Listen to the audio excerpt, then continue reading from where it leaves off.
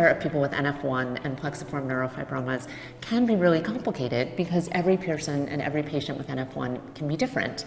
Some people have one tumor, some people have multiple tumors in different locations. They can cause many different types of problems. So really, ultimately, it has to be an individual decision between a patient and their provider. If I were to say in general, what do we think about monitoring people with plexiform neurofibromas? In young children, we know these tumors grow most rapidly, and so if a tumor is in a location where it might cause problems, something like near the airway or up against the spinal cord, it is going to be important to monitor people for new symptoms related to that. And it'll be a discussion, depending on the location and how the tumor has been growing, how often you might need to get imaging. There's a lot of discussion right now about whether people need whole body imaging. At this time, it's not generally recommended for young children because that needs to be something that often they need to be medicated and get sleeping medication for.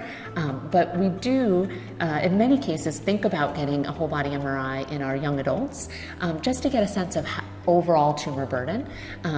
Because that will give us a sense of what their long-term risks are. If you get a whole body MRI in someone who's a young adult and they don't have any or very few tumors, it's unlikely that those are going to develop or cause problems in the future.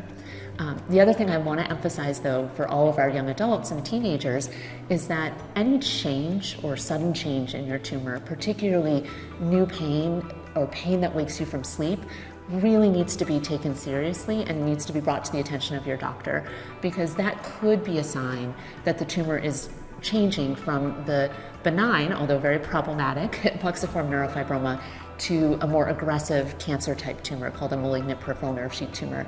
And if that's happening, the best way to, and most important way to treat those is as early as possible. So the sooner we know that's happening, the sooner you listen to your body and talk to your doctor and get that picked up if it is happening, the better.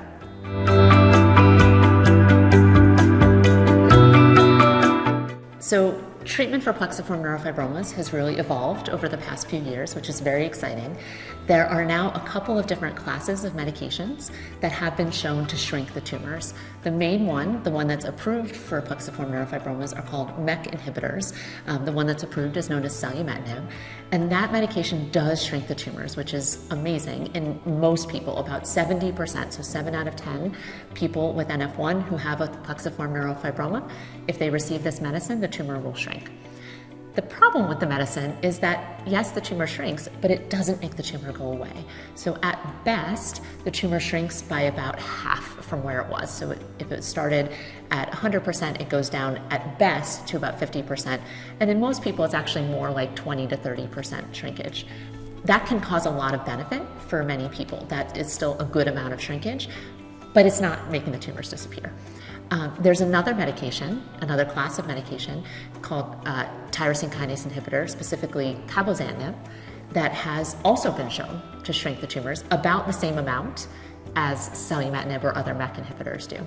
And so what's really exciting is that there's going to be a new study coming up that's actually going to combine those two medicines through the NF Clinical Trials Consortium that is going to look at seeing if that combination of the MEK inhibitor and this other medicine, this cabozantinib, if together they can make the tumor shrink more, so more than 50%. Could we get towards 70%? Could we even make the tumors disappear? We don't know. So that's probably the most exciting thing coming down the pike.